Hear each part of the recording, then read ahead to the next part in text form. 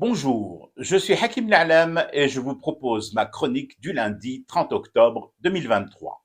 Elle s'intitule 30 patates pour ça, c'est plutôt cher payé la libido. Quel timing!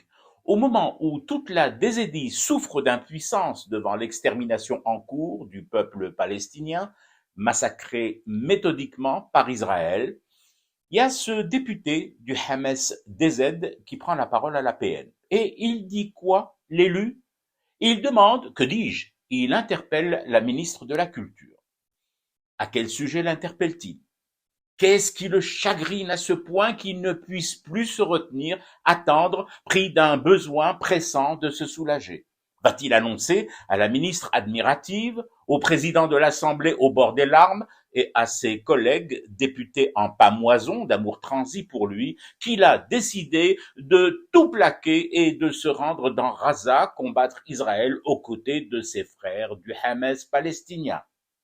Et zut, raté. Autant pour moi. Non, le mec exige que la statue surplombant la fontaine Ain Fouara à Sétif soit déplacée, mise à l'abri des regards dans un endroit, peu importe, musée, garage, cave ou caisson hyperbare, afin que la morale de la cité soit sauve. Et il argumente, c'est des députés.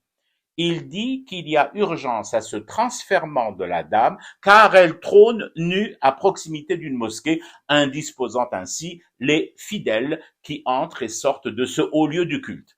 Cette œuvre a été taillée, créée et achevée le 26 février 1898 par l'artiste Francis de Saint-Vidal. Elle sera érigée en sa place définitive et actuelle en juillet 1898. Yani Yessi Naïb.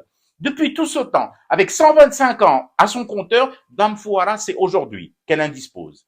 Et elle indispose qui prioritairement, monsieur le député? Ah, les fidèles de la mosquée d'en face. T'as remarqué que je mets systématiquement des guillemets au mot fidèle. Oui, t'as remarqué, j'en suis sûr. Pourquoi des guillemets?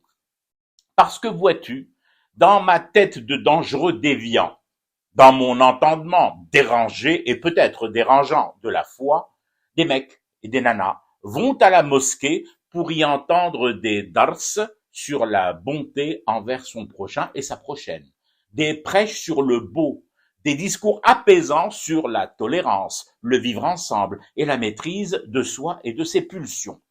S'ils y vont, c'est leur choix, donc c'est bien pour eux. S'ils en sortent plus riches de ce message divin qui ordonne d'aller en quête du savoir et de la création, fût-ce en Chine, c'est tout bénef. Sinon, c'est dit Naïb, c'est que tes fidèles n'ont, dans le meilleur des cas, rien compris aux paroles de leur chir. Dans le pire, ils ne relèvent plus de la mosquée, tes fidèles, qu'une statue de marbre froid, mais dans cet état libidinal, enflamme et flambe du khamis. Non. Assurément, ils relèvent du cabinet du psy. Et dans ce cas, ce n'est pas Madame la ministre de la Culture que tu aurais dû interpeller de manière aussi véhémente, en mode Abou Marteau. C'est plutôt au ministre de la Santé qu'il fallait demander aide et soutien urgent pour tous ces détraqués de la zigounette. Je fume du thé et je reste éveillé, le cauchemar continue. C'était Hakim Na'lam, je vous retrouve demain pour une autre chronique et une autre façon de dire son amour à l'Algérie.